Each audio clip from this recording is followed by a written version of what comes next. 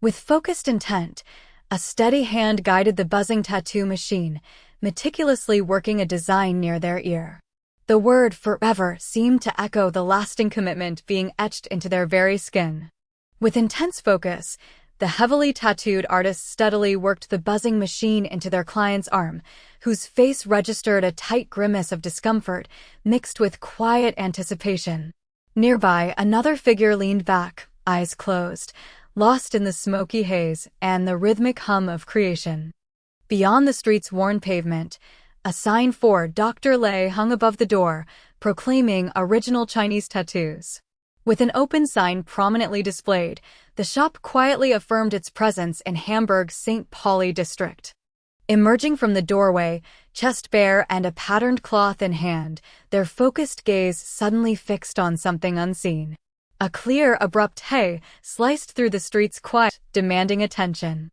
The vibrant, floral-patterned shirt now covered them, its fabric gently rumpled from what felt like a swift motion.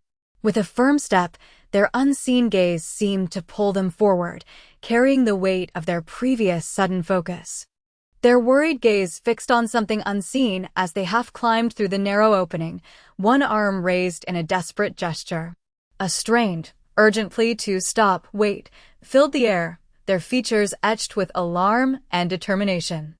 With a worried, determined expression, they half climbed into the vehicle, urgently shouting for them to get going. The quirky Buddha Buddha Buddha on the car's rear seemed to mock the intense urgency of the moment. A deafening BROM roared through the space, vibrating deep in their bones. Their hand clenched tightly, a silent testament to the urgent action now underway. A sudden, jarring force caused their tattooed body to flinch, hands raising instinctively. With their head tilted, a question seemed to hang in the air, directed at the figures in the swiftly moving vehicle.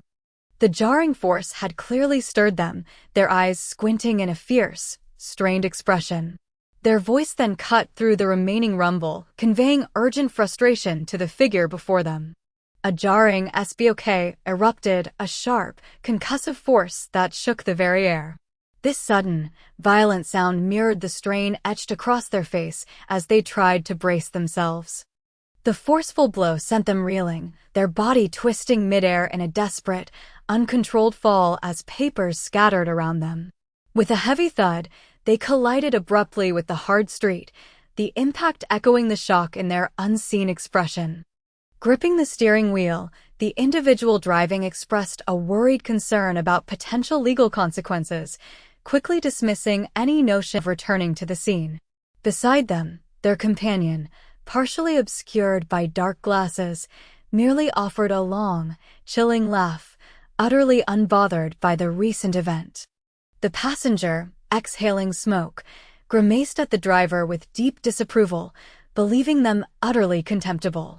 Unperturbed, the driver flashed a self-satisfied grin, confidently presenting their questionable bargain as a stroke of genius. Clutching their head, the individual crumpled forward in obvious pain. A desperate cough tore from them, leaving a grim pool of blood as one hand clawed weakly at the dark ground.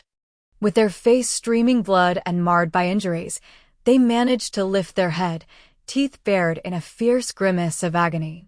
A strained, guttural sound seemed to tear from them as they fought against the intense pain. Despite the agony of their wounds, a searing declaration for revenge erupted from deep within them. Their gaze, though unseen, undoubtedly hardened with a fierce resolve, transforming their suffering into a singular, burning purpose. Lying awake with a weary, distant gaze, one figure reflected on a week filled with strenuous discussions. The steady, soft oof of sounds from the other figure beside them did little to soothe the growing sense of exasperation that had begun to creep in. The figure on the right, back turned, observed their companion's recent distraction with a probing question about their engagement. With a worried, distant gaze, the smoking figure confessed their thoughts were preoccupied with a tattooist's safety, which was met with a dismissive and almost harsh rebuke. With a startled, slightly uneasy gaze, one figure responded to the observation about a tattoo's size with a clear statement of their identity. Yet, the other couldn't help but recall a moment where they simply couldn't stop laughing. The morning stillness found them before the mirror, a profound shift settling in where laughter had been. Their wide, startled gaze fixated on their own reflection, the sight of the prominent tattoo and the band-aid on their cheek reflecting a sobering new reality. With wide, horrified eyes, they stared at their reflection, a chilling realization confirming what had been observed earlier. A deep dread settled in as the tattoo seemed to writhe and expand, an insidious presence crawling across their skin with greedy intent. With a weary look over their shoulder at the dermatologist's door, they reflected on the fruitless visit. Despite consulting a specialist, the unsettling mystery of their reflection remained, no clearer to them than before. Despite the stifling heat and the increasingly visible markings, they offered a seemingly upbeat assessment of their progress. However, the older figure, initially focused on their words, soon let their gaze drift, a question forming in their eyes as they spotted the unusual pattern on their exposed hand. As they silently acknowledged the increasing difficulty of concealment, a hand quickly tugged a sleeve down, hiding the markings. A casual voice then offered a quick, "Oh, it's nothing," attempting to brush off the moment. The restaurant manager, apologizing but resolute, insisted they leave the premises, only to be met with a hostile, indignant refusal. Watching the escalating confrontation with a weary, frustrated gaze, their companion reflected on how the visible condition continued to ruin their social life, as the manager delivered a cold, decisive finality. Gazing thoughtfully at the burning tip held in their fingers, they recalled the moment they decided to phone in sick, abandoning their routine. Their expression was heavy with a quiet resignation, acknowledging that since then, they hadn't really gone anywhere at all. Awake in the quiet dark, their wide eyes were fixed on the empty space, a profound unease etched into their gaze.